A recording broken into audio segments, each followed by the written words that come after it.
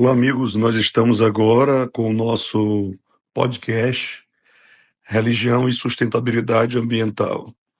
Esse podcast tem como objetivo analisar alguns textos bíblicos sobre ecoteologia, o tema também um pouco da campanha da fraternidade, uma visão sobre a natureza no período moderno. E vários amigos nossos estarão participando conosco desse podcast.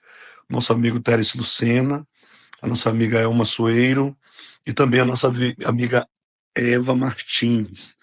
Nós vamos estar fazendo algumas série de perguntas, onde cada um deles vai estar dando sua contribuição para esse projeto que é trabalhar religião e sustentabilidade ambiental, e assim temos mais consciência do nosso papel em relação ao meio ambiente. Olá, amigo Teres Lucena, é um prazer estar recebendo você nesse podcast Religião e Sustentabilidade Ambiental. Eu gostaria que você nos desse uma contribuição sobre o que é a ecoteologia e qual a sua importância, como podemos compreender esse tema tão atual e muitas vezes esse tema muito esquecido dentro de religião e sustentabilidade ambiental. Olá, Moisés. A ecoteologia é uma abordagem teológica que busca relacionar questões ambientais com princípios religiosos e espirituais. Ela parte do entendimento de que a natureza e os seres humanos fazem parte de uma mesma criação divina e que responsabilidade ambiental é um dever moral e espiritual. Eu vou destacar aqui para ti 5 importâncias da ecoteologia, que é a consciência ambiental, que propõe uma reflexão ética e espiritual sobre a relação do ser humano com o meio ambiente, incentivando práticas sustentáveis.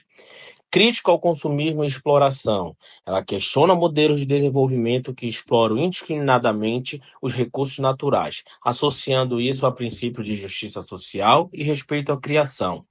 O diálogo interreligioso, que diferentes tradições religiosas, como o cristianismo, o budismo, religiões de matriz africana, trazem perspectivas sobre a necessidade de preservar a natureza como parte da espiritualidade. Ação social e política. Movimentos ecoteológicos incentivam políticas públicas voltadas à preservação ambiental, aliando fé e ativismo ecológico. Reinterpretação das escrituras. Busca uma leitura de textos sagrados para destacar a responsabilidade humana na proteção do planeta, combatendo visões que incentivam a exploração sem limites. Olá, amiga Elma Soeiro, é um prazer recebê-lo no nosso podcast. E gostaria também que você nos trouxesse uma contribuição.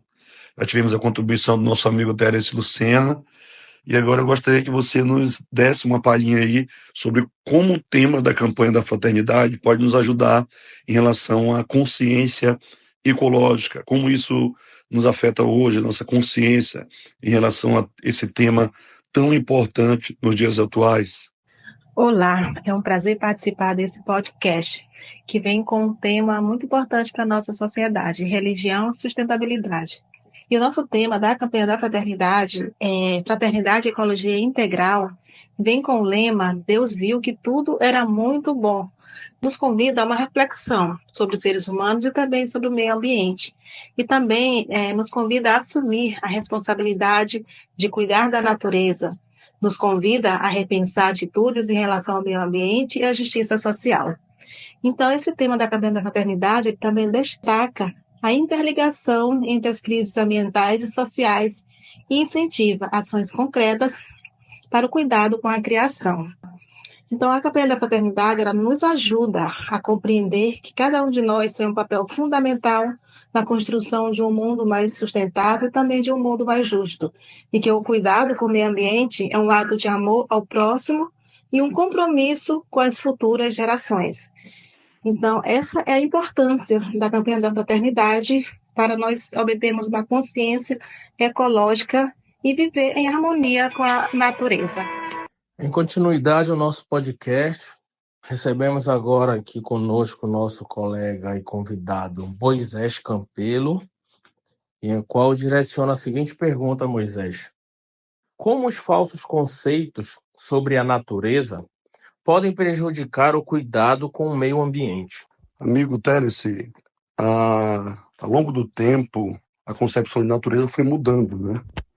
A visão que havia da natureza ou criação na Grécia Antiga era uma visão muito animista, ou poderíamos chamar de muito animada ou mítica, onde havia intervenção dos deuses, onde o mundo ainda era um lugar sombrio, né? Cheio de que eles chamavam de demiurgo, né? Que foi o que criou o mundo físico. Era uma visão de mundo diferente da nossa, distanciada. Chega na modernidade, o homem esquece a visão do período medieval, da criação, dele fazer parte como também imagem de Deus. E na modernidade agora ele domina, ele quer explorar, ele quer tirar o máximo para, assim, utilizar os recursos naturais. E o resultado disso foi desmatamento, o resultado disso foi um crescimento muito grande do meio ambiente agora sendo devastado. Então, a visão que eu tenho da natureza afeta muito a forma como eu lido com ela. Por isso que a gente tem que voltar a essa visão de cuidado, a essa visão de ver a natureza também como algo que nós devemos estar ligados e, principalmente, cuidar para que isso melhore a cada dia. É um prazer receber a nossa amiga Eva Martins para também nos trazer uma contribuição aí sobre o tema. E a pergunta que eu tenho a fazer a Eva Martins é: como o mandamento de cultivar e guardar, Eva, pode contribuir na prática do cuidado para o meio ambiente? Como nós podemos usar esse texto para o hoje, para o agora, em relação a questões práticas? Olá, colegas, saudações a todos. A pergunta ela é bem incisiva. Lá em Gênesis 2,15, quando Deus manda cultivar e cuidar, ele estabelece ali uma responsabilidade para cada um de nós, que não se refere apenas a usufruir do meio ambiente, mas principalmente preservá-lo. Afinal, não somente nós necessitamos dos recursos naturais. As crianças de hoje e as gerações futuras também precisarão desses recursos. Dessa forma, nossa responsabilidade deve se expressar em ações sustentáveis, tanto individuais como mudanças de estilo de vida, consumo consciente, reduzir, reutilizar e reciclar o lixo, como também de forma coletiva, implantando essas ações nas nossas igrejas, escolas, universidades e empresas, procurando nessas instituições implantar a educação ambiental e assim alcançar o máximo possível de pessoas que pratiquem essas ações sustentáveis. Afinal de contas, cuidando da natureza, estamos cuidando de nós mesmos e das outras pessoas, e a natureza só tem a agradecer.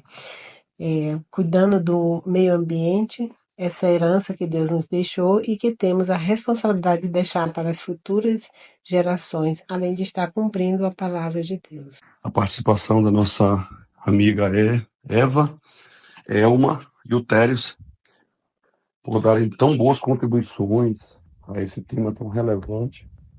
Fica a reflexão: será que nós estamos entendendo a criação, como alguns chamam, a natureza, ao ponto de cuidar dela, ao ponto de ver o ser humano, ou mesmo o homem, ele não está em uma posição de responsabilidade moral, ambiental, mas que ele tem que viver cuidando, né, dos ecossistemas, cuidando do meio ambiente e assim contribuindo para que essa convivência seja benéfica para ele e para os outros.